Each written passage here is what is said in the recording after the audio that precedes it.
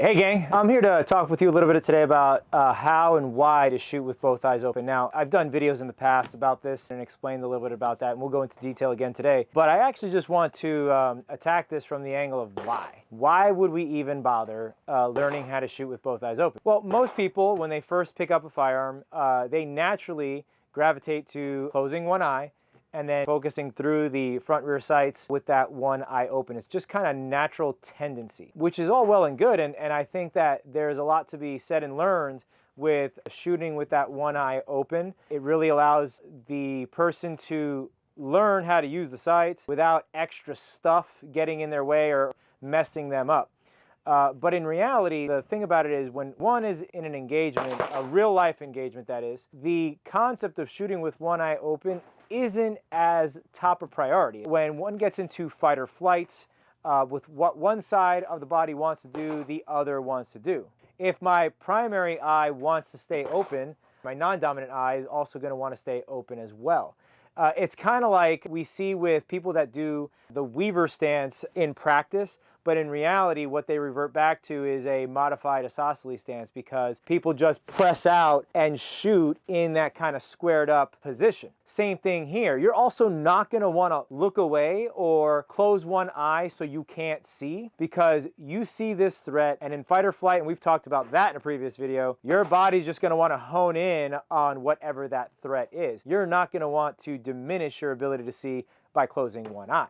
What happens is you wind up shooting with both eyes open. So there's the why behind it. There is a reason why one would want to graduate to shooting on the regular with both eyes open, because it does allow you the benefits of seeing more, but at the same time, it's really what you're going to be doing in real life should that unfortunate day arise. When you are working or trying to learn how to shoot with both eyes open, and we're talking strictly about iron sights right now. In a separate video, we may talk about how to shoot both eyes open with the red dot and how to do the occluded red dot method, which is more specific for that. However, shooting iron sights with both eyes open is real simple. What you're gonna do is you're gonna take your clear shooting glasses and you're going to put tape over your non-dominant eye. So what you can do is just take your regular old masking tape or blue tape or what have you, and you just want to cover the lens of that non-dominant eye. Apparently I picked the wrong tape today because this one just keeps tearing on me. So let's see if we can get this tape to work. If not, we'll just shoot it with both eyes open. How about that? Going to go ahead and cover up the non-dominant eye. Now, most of you already know that I am correct-handed, so correct eye dominant, which means I am left eye dominant. So I'm going to go ahead and put tape over the right eye. It doesn't have to be perfect, but it just needs to cover that lens in its entirety so you don't allow yourself to cheat. There you go. Now we have one lens that is completely covered up with that tape. Now, if you want to take your time and make this a lot prettier, you can do this at home, whatever. So I'm going to go ahead and take off these. What I have here is I have my dominant eye exposed. I can see with my dominant eye, but my non-dominant eye, and I'm not trying to close it, I'm just looking as I normally would, is just prevented from seeing what's in front of it. Now what I would do is I would take that firearm out, and then I'm going to go down range, and I'm going to go ahead and practice just keeping both eyes open, looking like I normally would. It's just that now my primary eye has the ability to just focus on those iron sights. So let's go down range and check this out. All right, so I'm going to go ahead and use these lenses, have my non-dominant eye covered, and then I'm going to go ahead and practice shooting this target over here with that. Now, I do have a red dot on this pistol. I just want to verify that my red dot is actually turned off on this one. So I have no ability to use this red dot other than using the iron sights through just a regular glass. So I'm not using my red dot. When practicing, whatever you want to do, you can draw and do this, you can just shoot this from the table. The focus here is developing the neural pathway, the muscle memory, and the brain to see the proper pictures. I'm going to go ahead and draw and focus on shooting, say, 5 rounds.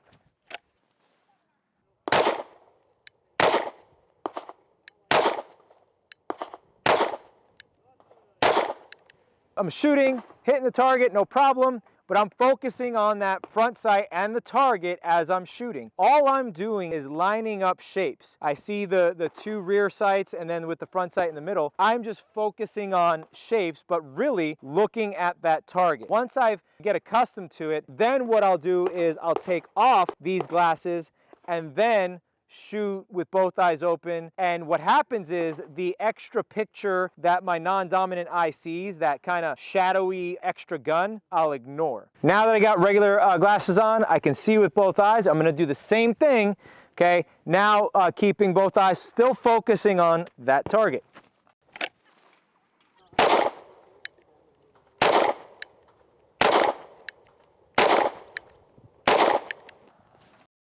Okay, so now when I'm looking at that, I didn't even see, honestly, the extra gun that was there. All I focused on was the target. All I saw was the shapes and able to go ahead and put rounds on target. Now, this is not one of those things where you just do 5 rounds and you're good, okay? This is something that you're gonna have to continually do and incorporate into your practice. And really, I would recommend doing this in dry fire. No need to teach your brain and your eye to work together shooting off expensive ammo. You can do this at home.